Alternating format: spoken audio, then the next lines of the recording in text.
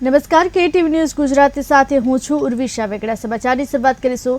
હાલ મહત્વપૂર્ણ સમાચાર સામે આવી રહ્યા છે। જો કે હાલ ગુજરાતમાં અગ્નિકાંડ બાદ તંત્ર દ્વારા કડક કાર્યવાહી કરવામાં આવી છે। ગુજરાતમાં અગ્નિકાંડ બાદ તંત્રએ કડક કાર્યવાહી કરી છે। જો કે ધંધા રોજગાર અને શિક્ષણ એકમો સીલ કરવામાં આવ્યા છે। ફાયરના સાધનોનું બ્લેકમાં વેચાણ શરૂ થયું હતું। ફાયરના સાધનોની ઇન્ક્વાયરીમાં 10 ગણો વધારો થયો હોવાનું પણ સામે આવી રહ્યું છે। 2 દિવસમાં એસઓપી બનાવવામાં આવશે। હાલ મહત્વપૂર્ણ સમાચાર સામે આવી રહ્યા છે। ગુજરાતમાં અગ્નિકાંડ બાદ તંત્ર દ્વારા કડક કાર્યવાહી કરવામાં આવી છે। જો કે હાલ 9 શહેરમાં 2901 એકમો સીલ કરવાની કામગીરી હાથ ધરવામાં આવી છે। ધંધો રોજગાર શિક્ષણ એકમો સીલ કરાયા છે। ફાયરના સાધનોનું બ્લેકમાં વેચાણ શરૂ થયું હતું।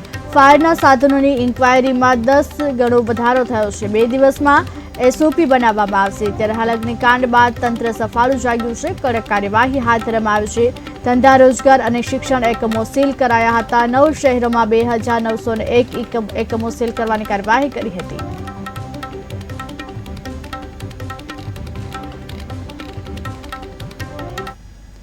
ખેડાથી સમાચાર સામે આવી રહ્યા છે। ખેડા સ્વામિનારાયણ સંપ્રદાયના સાધુનો વિરોધ કરવામાં આવ્યો છે।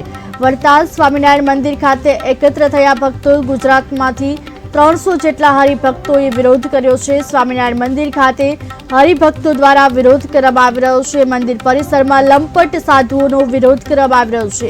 વિરોધ દર્શાવતા બેનરો હરિભક્તો સમગ્ર મામલાને લઈ આવેદનપત્ર આપશે। હાલ હરિભક્તો દ્વારા સમગ્ર મામલાને લઈને આવેદનપત્ર આપવામાં આવશે। મંદિર પરિસરમાં લંપટ સાધુઓનો વિરોધ દર્શાવતા બેનરો લઈ વિરોધ કરવામાં આવી રહ્યો છે। ગુજરાતમાંથી 300 જેટલા હરિભક્તો દ્વારા વિરોધ કરવામાં આવી રહ્યો છે। ત્યારે વડતાલ સ્વામિનારાયણ મંદિર ખાતે એકત્ર થયા છે ભક્તો। ગુજરાતમાંથી 300 જેટલા હરિભક્તો એકત્ર થઈ વિરોધ નોંધાવી રહ્યા છે। સ્વામિનારાયણ મંદિર ખાતે હરિભક્તો દ્વારા વિરોધ કરવામાં આવ્યો છે। મંદિર પરિસરમાં લંપટ સાધુઓનો વિરોધ દર્શાવતા બેનરો રાખવામાં આવ્યા છે।